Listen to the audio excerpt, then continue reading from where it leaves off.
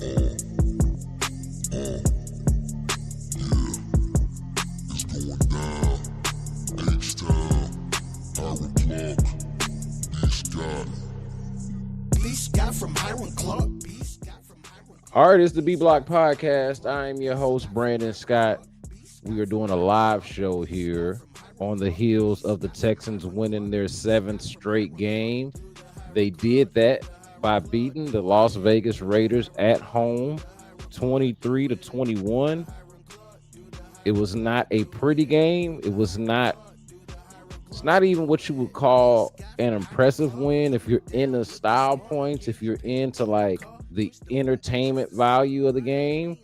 This was not really that. Like this was rarely really a compelling game. Or maybe you might even say, like, if you're a Texans fan, that it was more compelling than it was supposed to be, than you would have liked for it to have been, than you were comfortable with it being. I think a lot of folks were expecting this game to be similar to the previous one, the one that they just played against the Cardinals, where they got a lot of their work done early.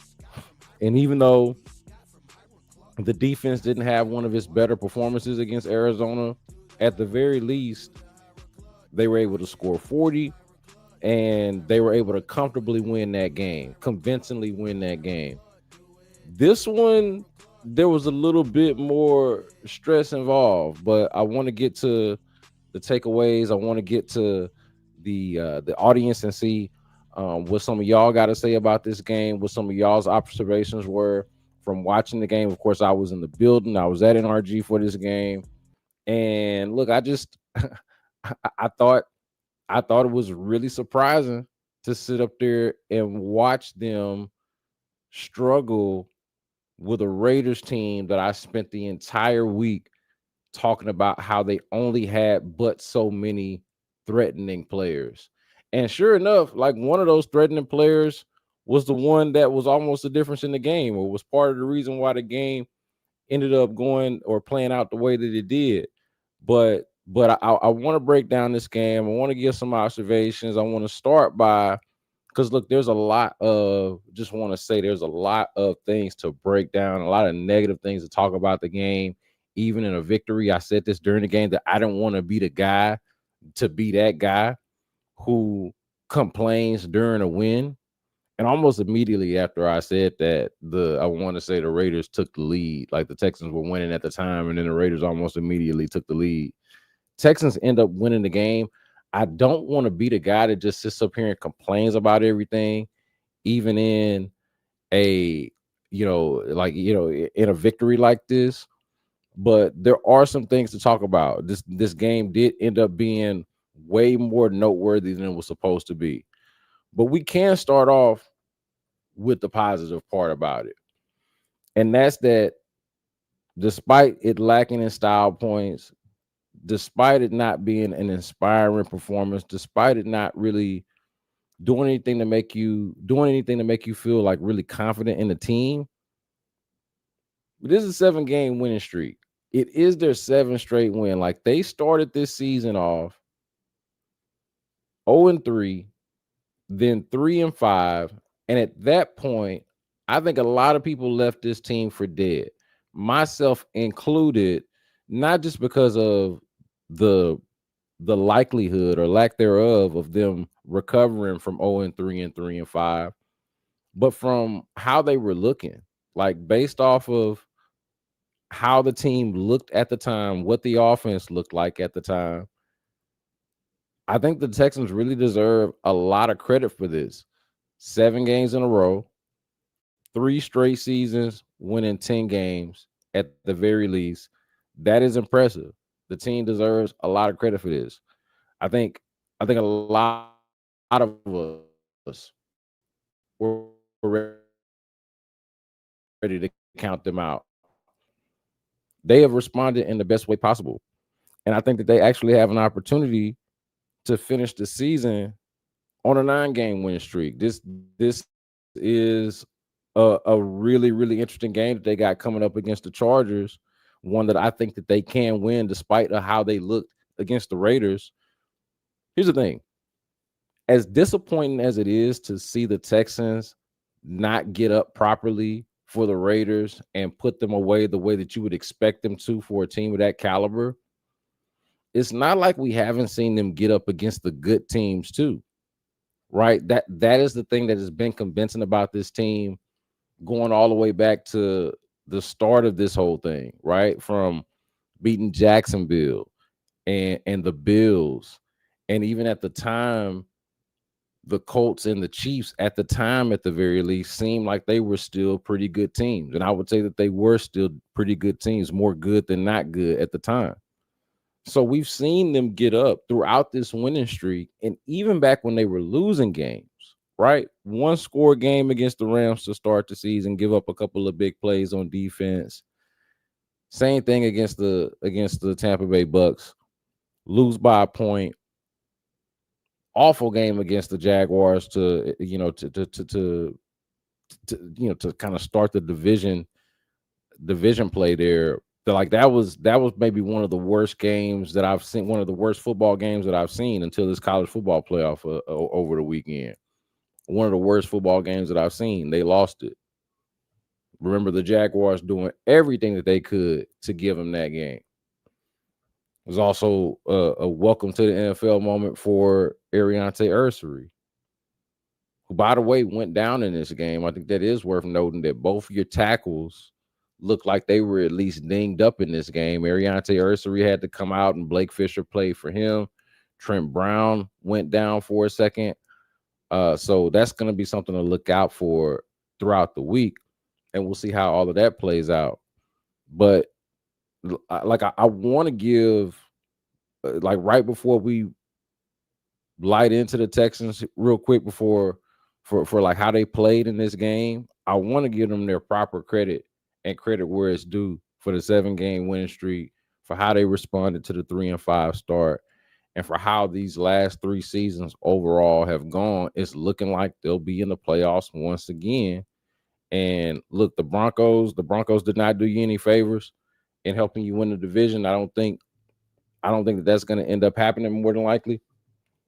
And that's going to be the Jaguars. I think both teams have a pretty good chance of winning out.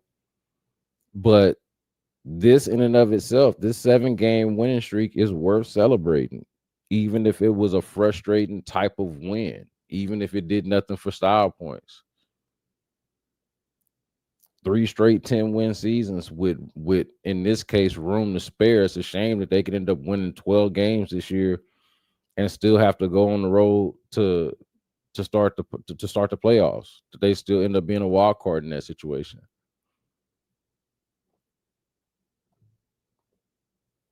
But yeah, I want to give them the credit where it's due. Now, the issue was in this game, from the very beginning, it felt like the Texans were playing with their food. That came back to haunt them. It felt like it was going to come back to haunt them in this game, and it could have come back to haunt them in this game. And they're fortunate that it didn't. Like, here's the thing about the last 2 games. The Texans cannot play the last 2 games the way they cannot play the way that they've played the last 2 games and expect that to go over well and to be good enough in the playoffs. Now, part of the issue is this does feel like who they are, no matter whether they're playing a good team or a bad one. That they're just going to kind of stay in the game and score just enough points, rely on their defense to make plays, rely on their kicker to kick long kicks, especially when they're indoors like this. You know, that is part of the issue here.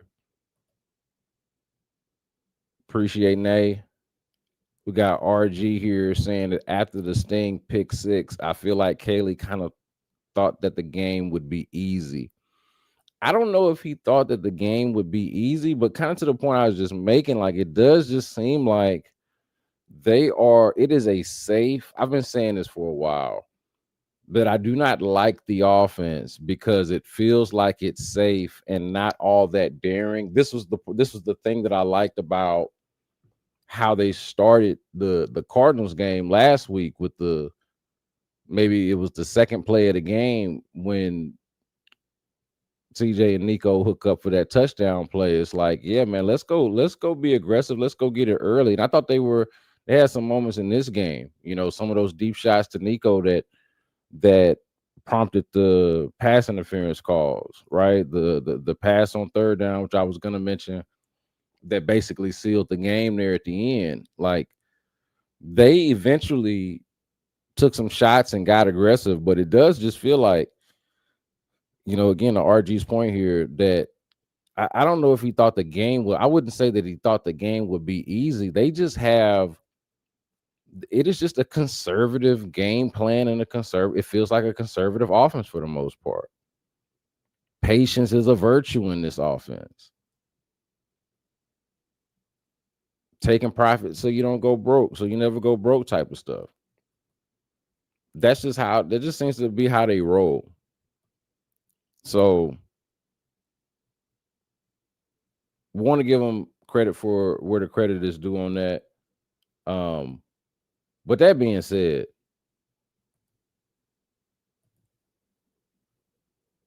the offense is still a mess. Offense is still a mess. I was just sitting there looking, and it was after like a couple of drives. I'm like, damn, they got 20 yards of offense. What's really going on here? They got 20 yards of offense. How's that work?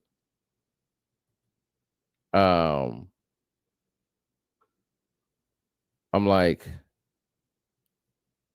yo, I see a graphic in the third quarter where it's like no trips to the red zone, 0 for 0 in the red zone. I'm like, damn, they still ain't been in the red zone, huh?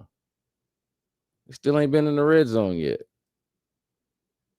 And it was just shocking. Shocking, I would say. Like the offense, I don't think is good, and the Raiders defense is probably better than I was giving it credit for, especially against the run going into this game. But to not be able to move the ball, to not even be able to threaten the red zone is an issue. So, like the red zone, you'll look up the red zone numbers end up looking okay. They're 1 for 2 in the red zone, but really 1 for 1 for when it mattered, because that second trip is when they get the kneel down. The one red zone trip that they get is, and credit to them for being aggressive, but it's a bailout pass interference call on none other than Lonnie Johnson Jr., by the way. Lonnie Johnson Jr., former Texan, a former second round pick by the Texans, I think in 2019, if I'm not mistaken. But anyway, everybody here knows Lonnie Johnson Jr. Everybody that's a Texans fan, and that's who was out there covering Nico Collins, and he bails him out. And was that the one? That's not the 3rd and 20. I don't think that's the 3rd and 20. One of them later on is a 3rd and 20 where they bail him out. I think that one ended up being on the rookie. So there's twice where they're trying to cover Nico and they can't. And this pass interference, and that ends up bailing out a drive on 3rd down. This one that I'm talking about ends up getting them in the red zone and sets up that easy throw to Dalton Schultz, the one touchdown that they got. But the offense is still a mess. DeMeco Ryans talked after the game about the fact that they could not run the ball. Look, they couldn't run the ball. And bringing me to my next point, this was not necessarily a great CJ Stroud game. Like, they couldn't run the ball. And then early on, CJ Stroud had at least 3 misses that were puzzling, I would say. Puzzling for somebody with that kind of skill set, that kind of talent, that kind of ability. Puzzling. So not a great CJ Stroud game, and could not run the ball, which was different from the last game because I thought CJ Stroud was really good against the Cardinals. And of course, you had Jawar Jordan, I think, like, in his NFL debut, I mean, doing enough to like a good enough audition to be able to play in this game, to be their primary running back in this game. So, but neither one of those things were working for them in this one. So the offense is still a mess. Couldn't really run the ball. The quarterback was a little bit off. Um, no trips to the red zone. Derek Stingley Jr. is really like what, kind of bailed them out for the early part of that game. And you look at this stat line, CJ Stroud, like 88.6 passer rating, 23 of 35, 187 yards, a touchdown. But what did he not do? Didn't turn the ball over. Didn't give up no unnecessary sacks. No goofy stuff like that. Can't be mad.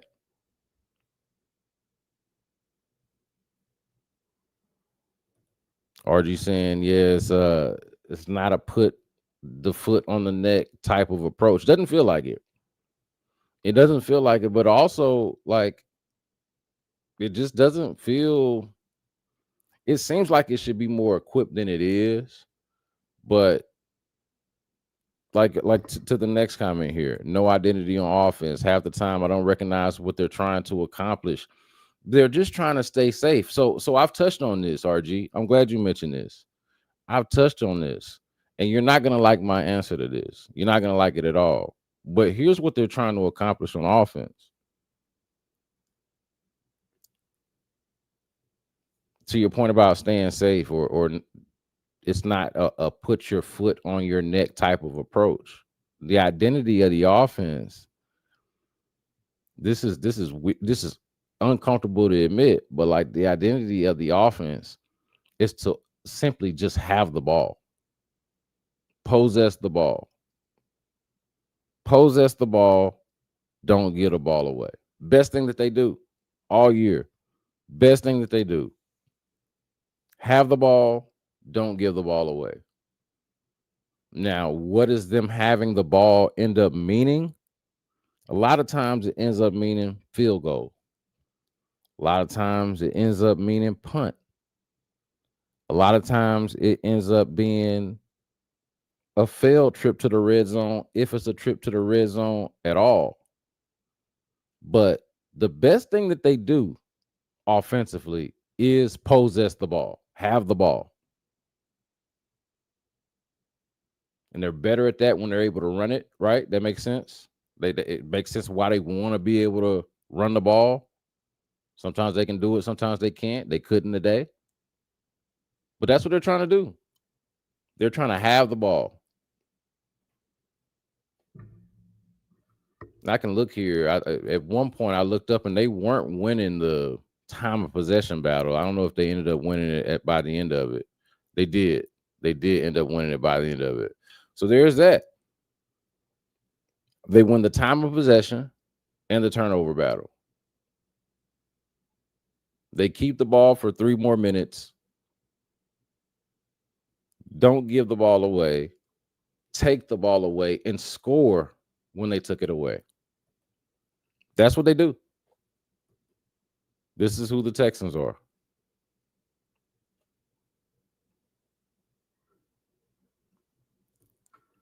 It's not sexy. It's not exciting. I don't love it. I think it diminishes a little bit the potential greatness of CJ Stroud. Now, I say that, and he did not have his best game here. I mentioned him not having his best game here, but I also want to give him credit, right? Where CJ Stroud's credit is due. He did not have a particularly great game. He had some misses early on. The offense itself was sputtering, if you even want to say that. It just wasn't really there at all. And then, man, he makes some plays here, right? Like I think he deserves credit for not turning the ball over and not taking any unnecessary sacks. But we're holding CJ Stroud to a much higher standard, right? We're holding him to a much higher standard. and we should be. He missed some throws early on. I think the fact that they couldn't get into the red zone until so late in the game, I think that part of that does have to be on the quarterback. Couldn't run the ball, and at least early on, the quarterback wasn't really precise. Okay, so like we can acknowledge that, but where the credit is that on the final drive, you've got 3rd and 20. One of those PIs that I was talking about bails you out. Get the 3rd and 20. All right, PI keeps the drive alive. They're trying to go to Nico though, right? There, CJ Stroud's being aggressive. It's the hell. It's 3rd and 20. We're going to Nico. PI keeps the drive alive. That not only keeps the Texans on the field, but really like doesn't keep the drive alive. It restarts the drive. Couple of plays later, you got 3rd down again. CJ Stroud steps up in the pocket, delivers a strike right to Higgins over the middle. 1st down. Boom. Big time throw. All right, now it's 3rd and 8. You're on the Raiders 37. You get a 20, what was it? A 24-yard. You get a 24-yard back shoulder throw to Nico. Nice throw. Overturned on the review. I think it was an incompletion on the original call, overturned on review. He's it's a catch. Raiders are out of timeouts, and now you can get into victory formation. I thought that was winning football. from CJ Stroud down the stretch. It was not pretty. It was not a Pro Bowl or all pro type of performance from CJ Stroud, but it was winning football. To close out a game like that, and honestly to close out a game that they had no business losing, to make sure that did not happen, to possess the ball, to not give the ball back, I got to give him credit for it. Brandon says by not best, terrible. Fair enough. He wasn't good. Look, what how did I put it? Did I soft pedal this? Not a great CJ Stroud game. Yeah. If you want to go terrible, I'm good with that. But Brandon, even you got to acknowledge at the end there, he engineers game-winning drives for you, game-winning or game-sealing drives for you there at the end.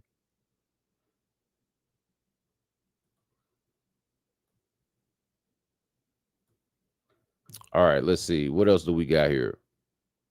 Feel like we hit on mostly everything. I'm gonna have some surprise guests for you this week. I don't want to make any promises, man. In this business, you try to under promise and over deliver, but there will be guests that you'll enjoy hearing from this week. So I want y'all to stay tuned for that. Trying to see what else we got in the comments here. Z-Balt says that we definitely need a better O-line. Look, the O-line was not good today. They didn't give up any sacks, but I saw pressure, and the fact that they couldn't run the ball, and that is so essential to what they do. I mean, that ain't it. And I want to give them credit because they've been better over this stretch. Like the O-line, think about it. The Texans have won how many straight games now? 7 straight games. You don't win 7 straight games without your O-line carrying his water. We're holding his water, I mean. Without them carrying their weight, holding their water, carrying their weight. I was going for one of those. But without the O-line playing up to standard, you don't get this far. So I agree that the O-line wasn't good in this game, and that they definitely need to be better in future games. No argument there.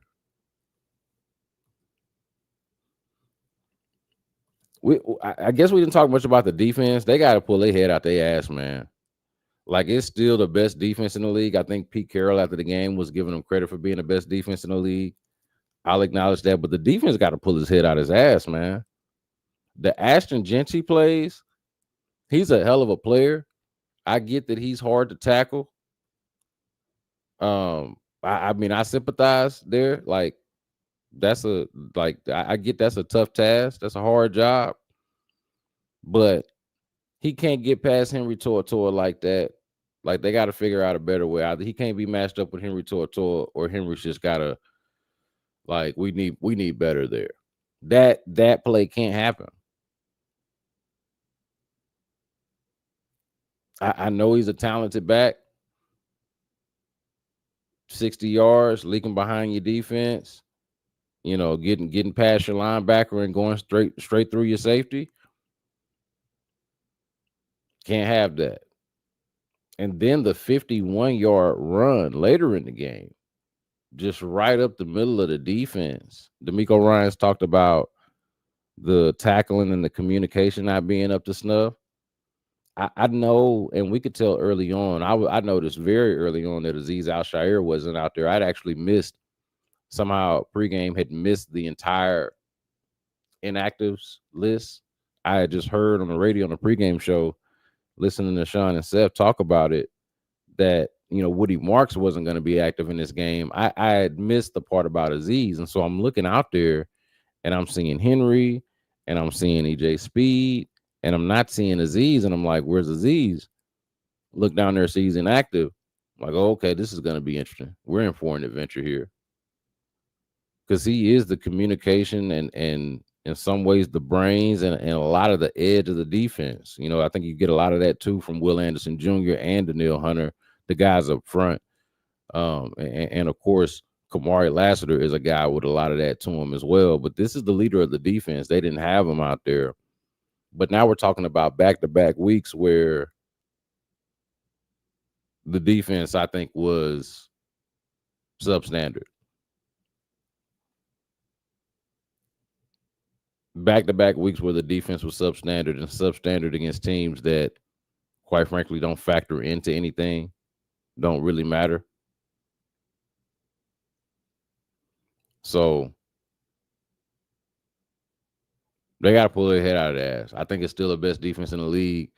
I still take this defense over any other, but I'm sure that's something that's going to be talked about quite a bit. Like, they're going to look at those Genty plays and have some real hard discussions. Front runner says the Texans ain't beating nobody with that offense. Look, hard. It's gonna be hard for me to sell you on the offense, man. It's gonna be hard for me to argue with you on that. Texans ain't beating nobody with that offense. I think. Here's what I think about that. I think that the Texans can win despite having an offense that makes you say that. Because of it, really because of the exact type of game that you saw today. And I was making this point earlier in the live. They have done this type of thing against better teams. It doesn't seem to matter the quality as much, the quality of the team, when it comes to their formula. Now, we've seen them blow teams out. We've seen them score 40 last week. They've had a couple of course, they had that game against the Ravens, going out there with their junior varsity team. I mean, we've seen them run it up a little bit, but this is the way. This is their way. I don't know if I had this up. Was this a? Yeah, this was something I was. This is just who the Texans are. This is a point that I was going to make at some point.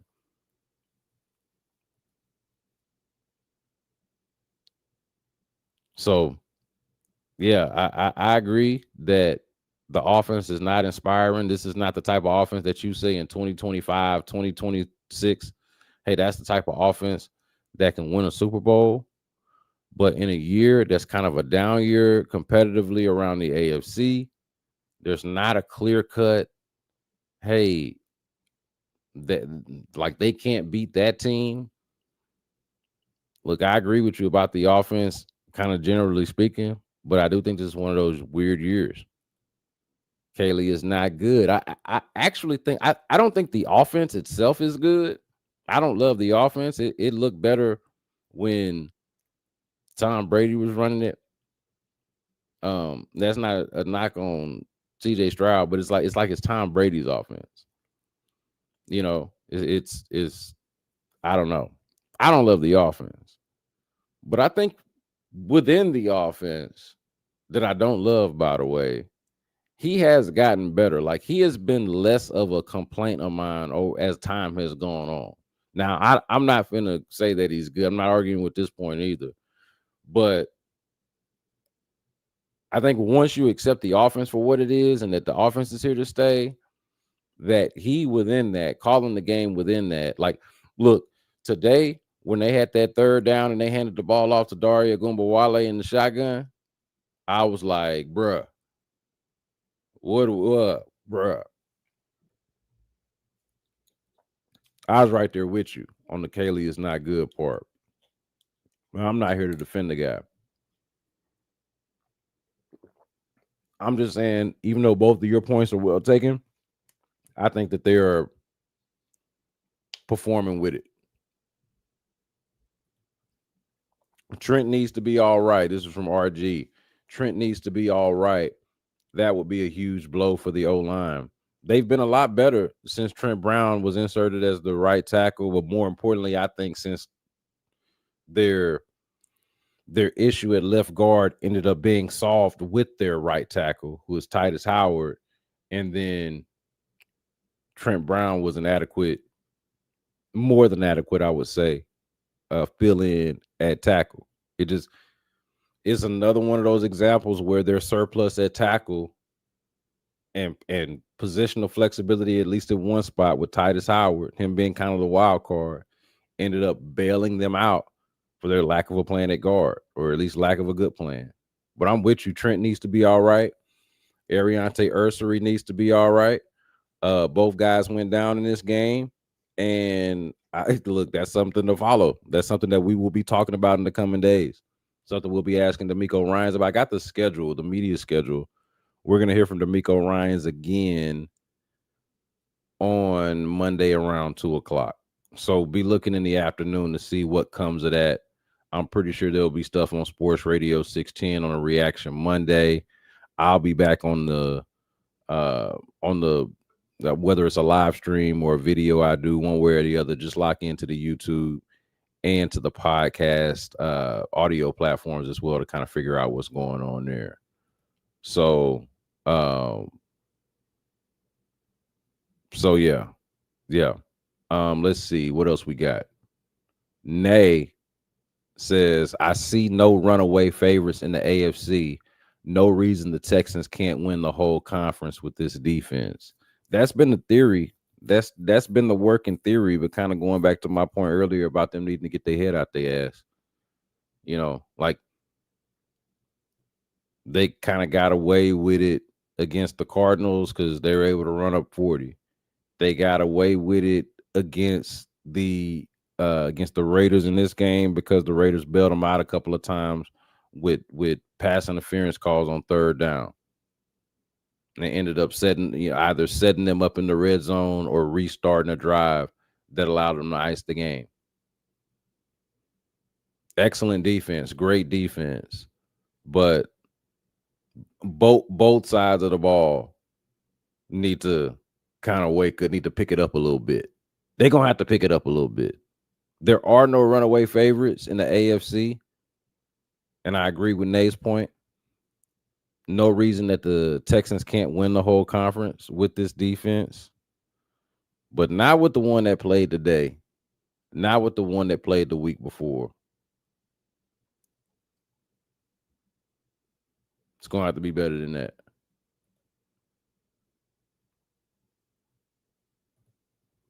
RG agreeing with Nay, saying, remember when the Ravens won with Trent Dilfer at quarterback? Do y'all know?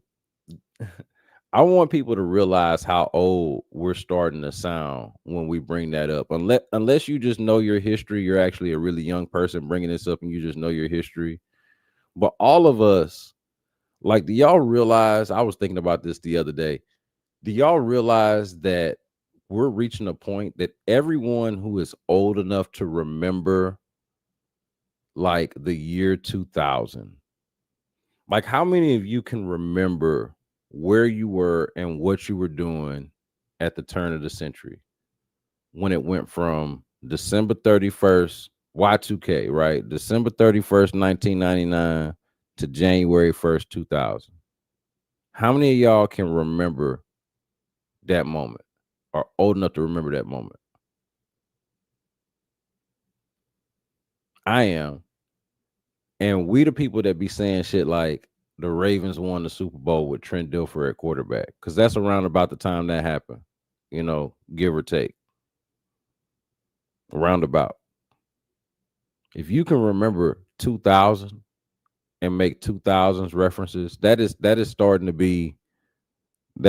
to kind of identify. And if you're not watching on YouTube, um, for the audio only audience that I'm going to share this with, I'm showing my gray hair. Um,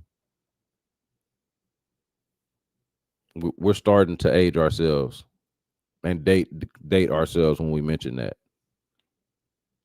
I kind of got on a side point there, but the point being, the game is played a little bit differently. It would be quite a feat. Like, even think about the fact that the Legion of Boom. I'm not saying the defense don't still win championships, right? Or you can't still do it with a dominant defense, but like, even the Legion of Boom is over a decade ago now. Even that Broncos defense, that Von Miller Broncos defense, is about a decade ago now. Now the Chiefs had a really good defense a couple of years ago, and the Eagles had a good defense last year, and the Rams paid for a really good defense. Like, usually gonna have to have a pretty good defense to win it. This one's right there is right up there with any of them. The offense is really gonna have to hold its end of the bargain. Defense, I'm not really worried about. I'm calling them out because they're held to a high standard, rightfully so. But I'm not as much worried about the defense really as I am, can the offense run the ball consistently? What does the offense look like when it can't run the ball? CJ Stroud and kind of these up and down moments we get every now and then where you get these sporadic accuracy issues. But then you also get these amazing plays. Like he even had a play early in the game. It might even been his first completed pass where he's like off balance, damn near sidearming it, and it's a strike. And then it felt like the next throw was one to Nico where he's wide open and he just sails it. So I still got all the confidence in the world in CJ Stroud. I think that's something something to note from this game. I thought the first two games coming back from the concussion were good to decent, like average to above average, I would call these last two games, the previous two games, I should say, that he played, and the first two from returning from the concussion. And then this one, I would say, was below average, but was winning football at the end. Below average by his standard,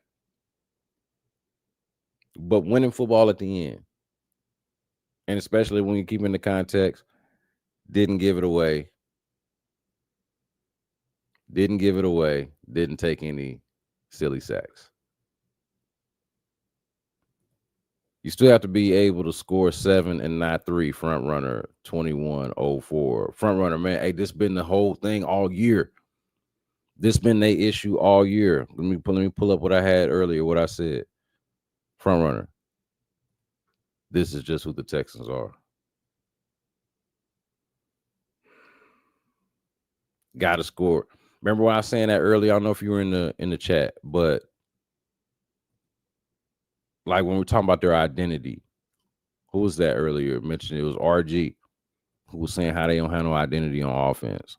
Half the time I don't recognize what it is they're trying to accomplish. Man, and then you come down here and mention you have to be able to score 7 and not 3. Man, this is the problem with the identity of the offense. They just holding the ball. They're just playing keep away. possess the ball, don't give it away. Defense wins championships. Kaimi Fairbairn will save the day. I think Kaimi got to over 1,000 points in his career in this game because he carried him. And I was thinking about it, man. Like you got a touchdown from the defense, then you got a touchdown from the offense. Kaimi Fairbairn still had all the points, had the most points. I agree with this. Kaimi Fairbairn can't be the star of the game the whole game. If it's close, it come down to a field goal at the end. You feel confident with your kicker to kick it forward. And again, shout out to him. 3 kicks, all 49 or longer or further. Had a 49-yarder, had a 55-yarder, and I think a 50-yarder or something like that. But all 49 or further. So great that you got a great kicker. That's awesome. But I agree with this. You still have to be able to score 7 and not 3. And the offense is a mess in that way.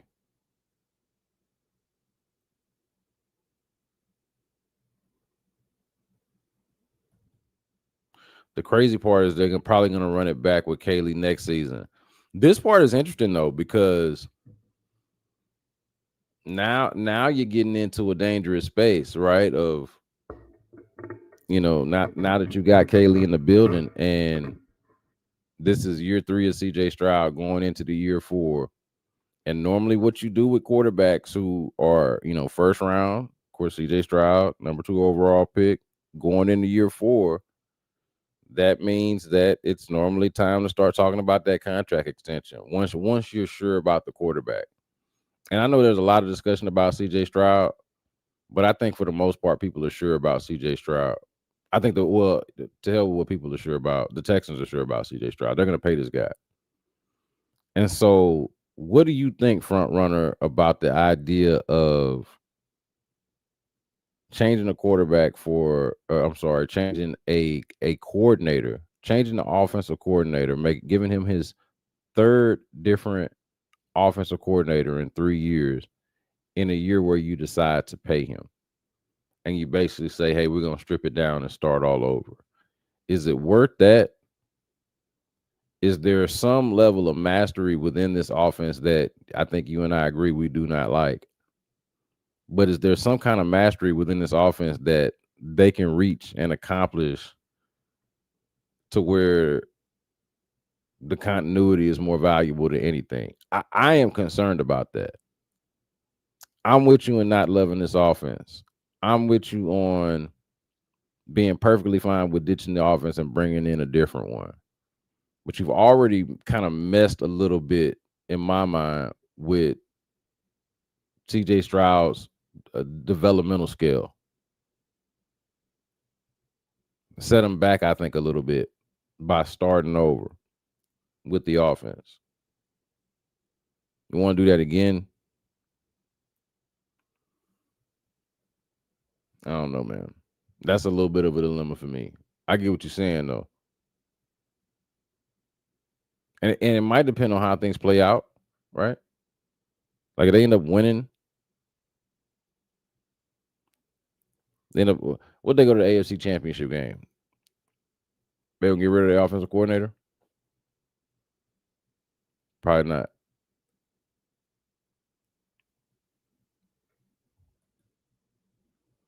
They keep getting it wrong with the OC. They need an experienced play caller. Look, I thought the play was the guy that's in Seattle, whose dad used to coach here and used to coach DeMeco. I thought that was the play. That didn't work out.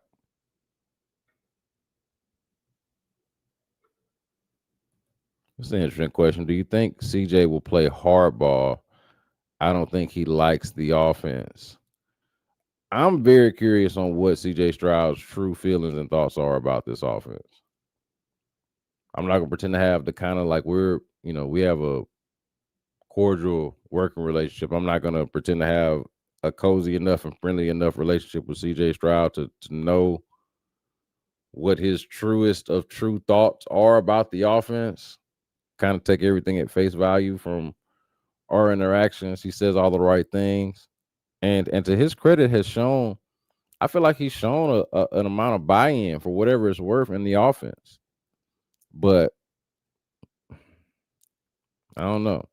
Hardball, no, I don't know. Like, I don't know what you mean by RG hardball. Like, they're gonna offer him a contract, he's gonna take it, and he's gonna be the quarterback of the team. Now, does he agitate for another offensive coordinator? Is he comfortable with the idea of starting over? As I was just talking about, how like I'm not comfortable with the idea. Does he like that? Would he rather that over than continuing in this offense? Like, I don't know. I don't know the answer to that. I don't know the answer to that. But I will say again, credit to him for at least buying into it. I think even in some games where his stat line hasn't necessarily been like incredible, he's worked within the construct of the offense and has played winning football. Thought he did that today. Thought he did that in Kansas City. And there were some major third down plays that he made there. But like, I mean, thought that was an example. Thought he did it last week against the Cardinals. Caley is one of Nick's guys. You got to think about that too.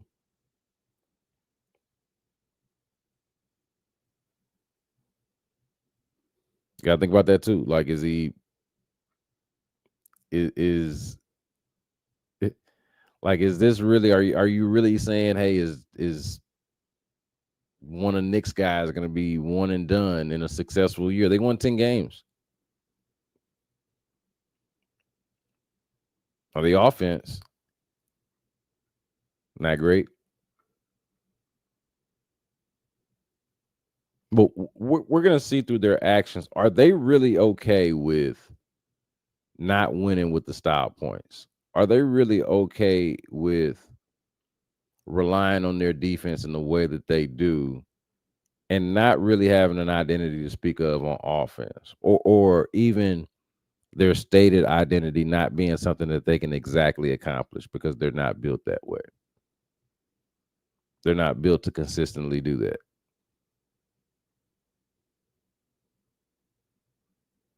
It'll be fun. But look, man, this was fun. Enjoyed this. Glad to kind of have a chance to go live after the Texans games. We're gonna do more of these as the season ends. We got a couple of more games. Got the Chargers coming up on Saturday. Gonna end the season against the Colts. And I'm thinking we got playoffs coming up. And we're now kind of in the thick of it with the Rocket season. Y'all saw, and if you didn't see, go check out the video and podcast that I did on Reed Shepard and the night that he had. I'm actually gonna get out of here because the Rockets are playing the Kings right now, and I'm not really sure what's going on, but they're up 12 as I get off. So I'm gonna probably rewind that and see what's happening with that game, and I'm sure we'll have some Rockets talk later on in the week. So, yeah, man, Blue Block Podcast, a place where you can get Texans commentary, Rockets commentary, pretty much anything Houston sports related. This is the place to be. I appreciate you. Make sure you subscribe on the YouTube page. Tell a friend about it. You can also catch us wherever it is that you get your podcast. Until next time, y'all be good.